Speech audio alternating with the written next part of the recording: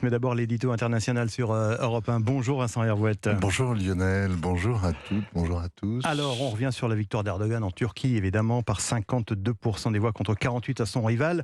Il est réélu pour un troisième mandat présidentiel de 5 ans. Qu'est-ce qu'il va en faire et est-ce que les Européens doivent s'en féliciter, Vincent, ou s'en inquiéter ? Il n'a pas prévu de rétablir le port du fez, ni de supprimer l'alphabet latin, du moins pas tout de suite, mais il va continuer à restaurer ce qu'il peut de l'Empire ottoman évanoui, à lui rendre sa place centrale en Méditerranée et au Moyen-Orient, son influence en Europe et dans le Caucase, à flatter le peuple en lui offrant des revanches sur les démons qui conspirent à sa perte. Hier soir, il a commenté sa victoire depuis son palais de 1000 pièces à Ankara, le visage fermé, le verbe agressif, la bataille pour les municipales en mars est lancée. Et ce matin, il est à Istanbul, à Sainte-Sophie, qu'il a transformée en mosquée. Il va remercier le ciel et il peut.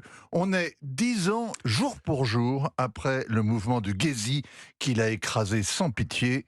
Le combat continue. Alors victoire incontestable donc, mais il a quand même été mis en ballottage. Alors 52% après 21 ans au pouvoir, c'est le plébiscite de l'autocrate. L'alliance contre nature de ses opposants se console en disant qu'elle l'a fait vaciller, que le pays est coupé en deux puisqu'il a fallu un second tour.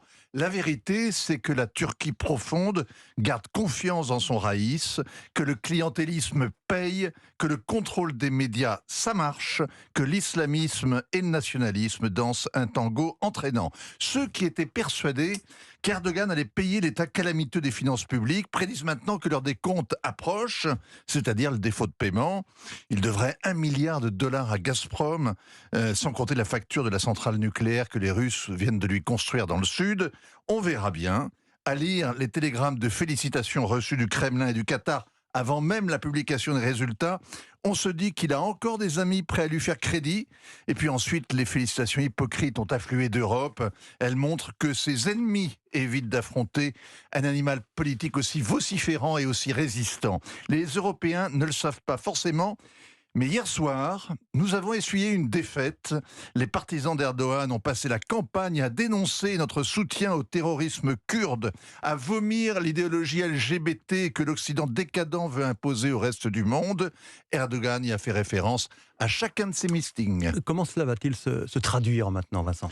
Erdogan va rester le grand perturbateur de l'Alliance Atlantique, l'allié qui offre à l'ennemi russe toutes les facilités pour contourner les sanctions, tout en vendant des drones aux Ukrainiens, qui bloque l'adhésion de la Suède et veut se débarrasser des millions de réfugiés qu'il gardait comme un outil de chantage sur l'Europe. Au Moyen-Orient aussi, le jeu est compliqué, mais le bazar n'effraie jamais en Turquie et Erdogan y est à son affaire. Le sultan, comme le roi Charles III d'Angleterre, va attendre 3 mois pour son sacre. Ce sera en octobre, avec...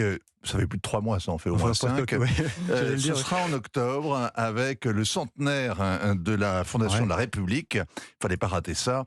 Il jure que le prochain siècle sera celui de la Turquie. Signature Vincent Hervouette. Merci Vincent. À